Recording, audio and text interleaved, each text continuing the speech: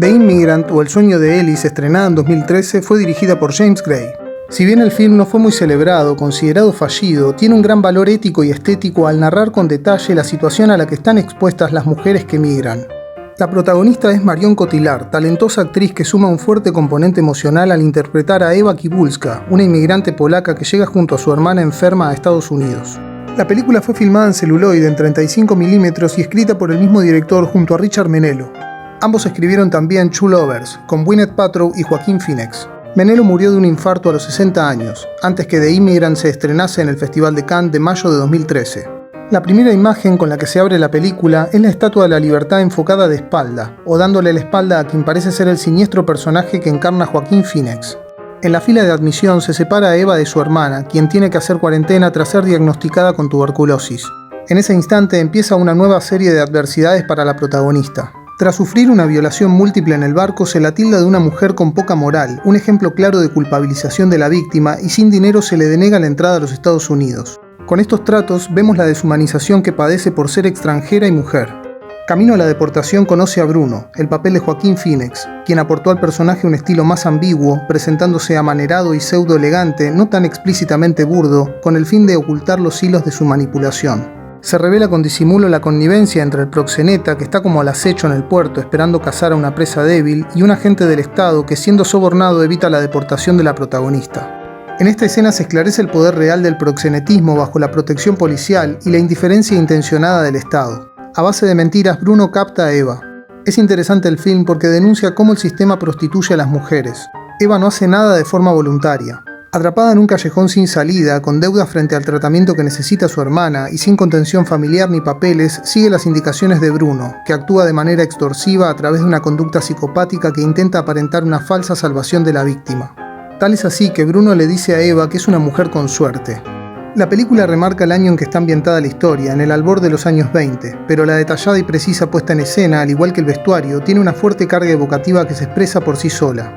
Lo explica el mismo director. En esa época los hogares debían calentarse quemando bastante madera y carbón, lo que hacía que el aire se viera continuamente viciado. Además, muy pocas viviendas tenían electricidad, por lo que debían utilizar luz de gas, tendiente a emitir una tonalidad ocre, amarillenta, color que está impregnado en la película en todos los espacios cerrados. James Gray, para escribir The Immigrant, se inspiró en una ópera de Puccini y usó de base las historias reales que le contaron sus abuelos cuando llegaron a Ellis Island en 1923. Una de las cosas que se propuso Gray fue mostrar lo difícil que era cumplir el famoso sueño americano.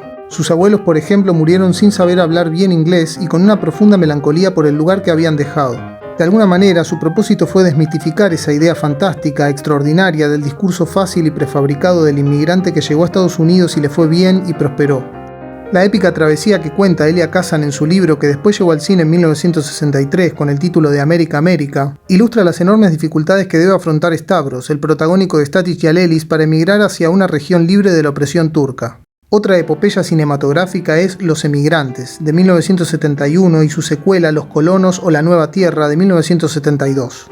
Ambas protagonizadas por el cosmopolita Max von Sydow y la brillante Liv Ullmann, y escritas, dirigidas y editadas por Jan Troell. Componen una enorme historia de más de 6 horas de duración, fraccionada en 2 películas, en donde se hace un seguimiento minuciosamente documentado de una familia que emigra a mediados del siglo XIX de los campos de Suecia. Largas secuencias descarnadas dejan testimonio de la odisea y el sinfín de obstáculos que deben sortear desde el principio, empezando por los motivos causantes de la emigración, hasta el tortuoso e interminable viaje en un barco pestilente donde todos los pasajeros conviven hacinados. Estas películas fueron filmadas a lo largo de un año y lucen una fotografía imponente a cargo del mismo Jan Troell.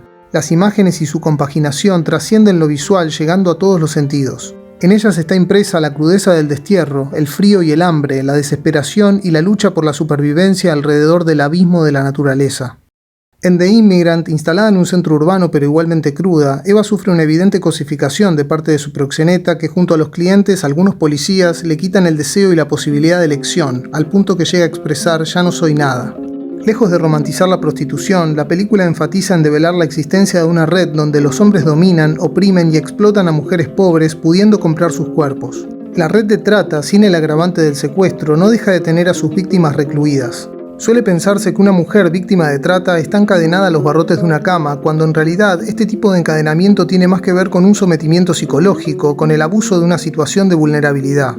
El proxeneta trafica con los cuerpos como si fuesen mercancías, utilizando el engaño, la extorsión y la manipulación, haciéndose pasar por un hombre bueno que intenta ayudar a la mujer, facilitando un medio para ganarse la vida. Paradójica y sugestivamente, en su presentación en el teatro, Eva sale al escenario vestida de la Estatua de la Libertad. Bruno cree estar enamorado de Eva. Ella lo odia al principio y luego, paulatinamente, parece agarrarle cariño. Bruno corta el único lazo en donde se puede originar un romance o una amistad con el mago del cabaret, porque considera que Eva es de su propiedad y fuente de sus ingresos, cual un parásito. The Immigrant nos lleva a replantearnos el sentido de las fronteras y de aquello que llamamos patria, un concepto muchas veces más excluyente que sinónimo de inclusión y unidad. Emigrar es un derecho que mayormente no se respeta.